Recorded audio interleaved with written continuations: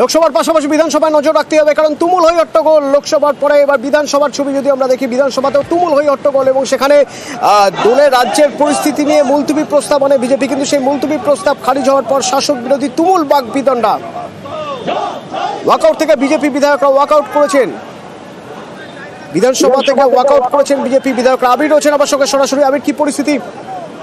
এদিনকে BJP বিধায়ক শঙ্কর ঘোষের তরফ থেকে একটি মুলতবি প্রস্তাব পাঠ করা হয় এবং সেখানে তিনি উল্লেখ করেন দোল বা হোলিতে রাজ্যের নানা জায়গায় অস্থিরতা তৈরি হয়েছে, হয় এটা নিয়ে বিধানসভার অভ্যন্তরে আলোচনা করা হোক বা সরকার এই বিষয় নিয়ে বিবৃতি দিক, এবং বেশ কতগুলি জায়গাকার উদাহরণও তিনি তুলে ধরেন।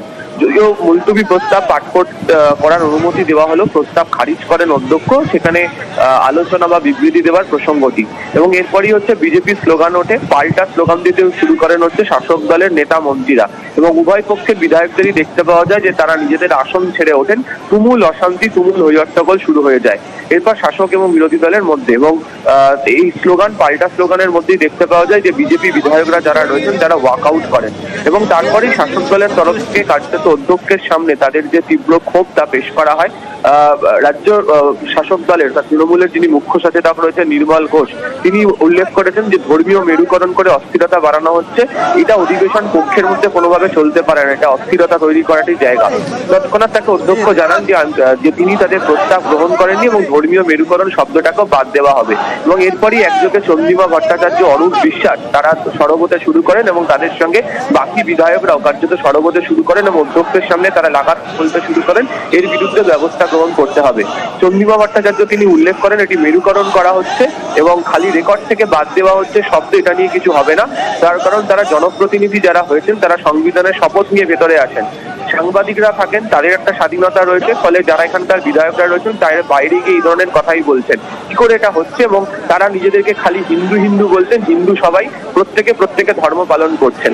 তাকে থামানোর যখন চেষ্টা করেন অধ্যক্ষ, সে সময় উঠে পড়েন অরূপ বিশ্বাস, তিনি উল্লেখ করেন যে প্রতিদিন হাউসের সময় নষ্ট করা হচ্ছে, মন্ত্রীদের বাধা দেওয়া হচ্ছে, রোজ ধর্মীয় মেরুকরণ করা হচ্ছে, সবার আলাদা আলাদা ধর্ম পালন করার অধিকার আছে, এই নিয়ে ব্যবস্থা গ্রহণ করতেই হবে।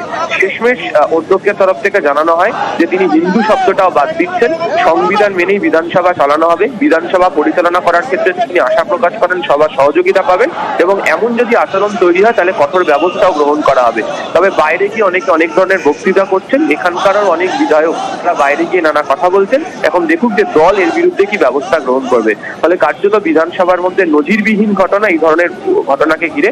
এবং বিজেপির তরফ থেকে যখন ওয়াকআউট করে বাইরে যাওয়া হয় সেই সময় সেখানে উপস্থিত হন বিরোধী দলনেতা শুভেন্দু অধিকারী এবং বিধানসভা নিরাপত্তা রক্ষী যারা ছিলেন তারা শুভেন্দু অধিকারীকে বলেন যে মূল ফটক বা গেট ছেড়ে তাকে সোজা যেতে হবে।